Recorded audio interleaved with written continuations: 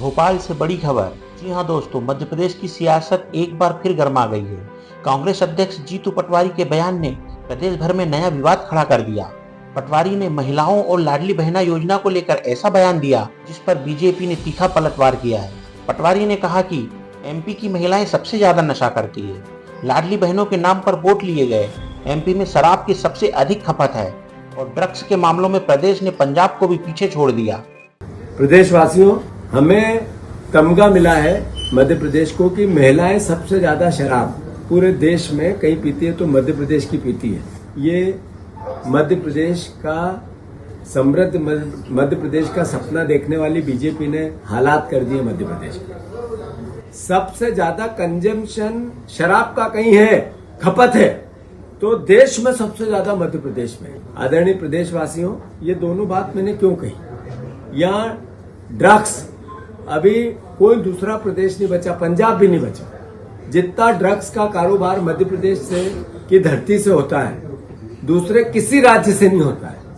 पर हमारे मुख्यमंत्री ने कभी प्रयास नहीं किया कि इस नशे से निजात दिलाने के लिए हम क्या करें। हमारी बहनें नशा करने लगी, बेटियां नशा करने लगी, लाडली बहनाओं के नाम पर वोट ले लिए और बहनें सबसे ज्यादा नशा करती है देश में, मध्य प्रदेश में। और ऐसा प्रदेश बना दिया हमारे इस भारतीय जनता पार्टी ने। इस पर आपको विचार करना चाहिए। अब जीतू पटवारी के इस बयान के बाद बीजेपी ने कांग्रेस पर महिलाओं के सम्मान को ठेस पहुंचाने का आरोप लगाया। मुख्यमंत्री डॉक्टर मोहन यादव ने पटवारी को आड़े हाथों लेते हुए कहा कि लाडली बहनों को शराबी बताना महिलाओं का घोर अपमान है। कांग्रेस ने हमेशा महिलाओं का सम्मान कम किया है और जनता इस अपमान का करारा जवाब देगी। मध्य प्रदेश सरकार लाडली बहनाओं के लिए लगातार काम कर रही है। कांग्रेस की सरकार ने न कभी आरक्षण दिया, न कभी बहनों को तवज्जो दी, न कभी लाडली लक्ष्मी योजना से लगाकर लाडली बहना योजना तक किसी प्रकार की योजना चलाई। और उल्टे कांग्रेस के द्वारा बहनों को शराबी कहना, ये सारे प्रदेश की बहनों का आधी आबादी का अपमान है। मैं समझता हूँ कांग्रेस अध्यक्ष को माफ़ी मांगना चाहिए। ये इस तरह की भाषा और ये बातें लाडली बहनों के लिए, खासकर आज तो हड़ताली का तीज है, ऐसे में इस तरह की बात बोलना बहुत दुर्भाग्यपूर्ण है। मैं मान के चलता हूं कि बहनों की जितनी जन कल्याणकारी योजनाएं चलाई जा रही है, इन योजनाओं को लेकर के कोई बात कही जाए, लेकिन पता नहीं कौन से मानसिकता के हैं। कभी लाडली बहनाओं को कांग्रेस के लोग बोरे में भर करके अलग पटकने की बात करते हैं, कभी लाडली बहनाओं के संबंध में शराबी होने की बात करते हैं। ये बहुत दुर्भाग्यपूर्ण है। इधर भाजपा विधायक रामेश्वर शर्मा ने भी जीतू पटवारी के इस बयान को विशेष रूप से निंदनीय बताया। उन्होंने कहा, जीतू पटवारी ने प्रदेश की बहन बेटियों को शराबी कहकर हमारी संस्कृति और संस्कारों का अपमान किया है। यह वही सोच है जो राहुल गांधी और कांग्रेस की राजनीति से उपजी है। रामेश्वर शर्मा ने सोनिया गांधी और प्रियंका गांधी से मांग की कि वे न केवल पटवारी को समझाए बल्कि उनसे सार्वजनिक रूप से माफी भी मंगवाए। कांग्रेस के प्रदेश अध्यक्ष आदरणीय जीतू पटवारी जी, मेरी आपसे हाथ जोड़कर प्रार्थना है। पहले भी आप मध्य प्रदेश की बेटियों का, नारियों का अपमान कर चुके, उनके बारे में भद्दी टिप्पणी करके।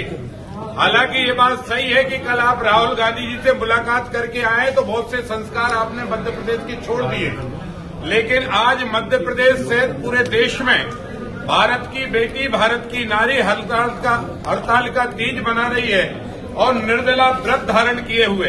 ऐसे समय पर जो कांग्रेस की नेता सोनिया गांधी और प्रियंका गांधी भी वहां नेता हो, ऐसे समय पर भारत की बेटी और मध्य प्रदेश की 4 करोड़ बेटियों का खुले तौर पर उनको नशेची कहना और शराब के नशे में डूबी हुई कहना, ये कांग्रेस की और जीतू पटवारी जी की ओछी मानसिकता का प्रतीक है।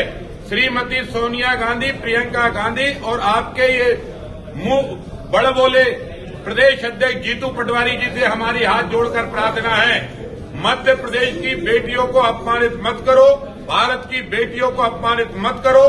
भारत की बेटियों को अगर आप नशेची बोलोगे या दारू पीने वाली बोलोगे तो भारत की और मध्य प्रदेश की बेटी आपको बर्दाश्त नहीं करेगी। आपका और कांग्रेस का मुंह काला जरूर करेगी। भारत की बेटी निर्जला व्रत करके भारत के संस्कृति और सभ्यता का परिचय देती है। भारत की बेटी को बदनाम करने की कोशिश जीतू पटवारी जी न करें। धन्यवाद। वहीं भाजपा प्रवक्ता नेहा बग्गा ने भी पटवारी पर निशाना साधते हुए कहा कि जब किसी नेता की सोच खोखली हो तो वह महिलाओं को बदनाम करने के लिए झूठे आंकड़ों का सहारा लेता है। यह बयान न केवल आंकड़ों की नहीं बल्कि महिलाओं के सम्मान की हत्या है। जब किसी नेता की सोच खोखली होती है तो उसे झूठे आंकड़ों का सामना करना पड़ता है और जीतू पटवारी जी भी उसी कश्ती में सवार हैं। ये केवल आंकड़ों की हत्या नहीं बल्कि इससे इन्होंने महिलाओं के सम्मान की हत्या की है। जीतू पटवारी जी, महिलाएं नशे में नहीं हैं बल्कि आपकी मानसिकता नशे में है। कुल मिलाकर जीतू पटवारी के बयान ने मध्य प्रदेश की राजनीति में हलचल मचा दी है और बीजेपी अब इसे महिलाओं के सम्मान का मुद्दा बनाकर कांग्रेस पर बड़ा हमला बोल रही है।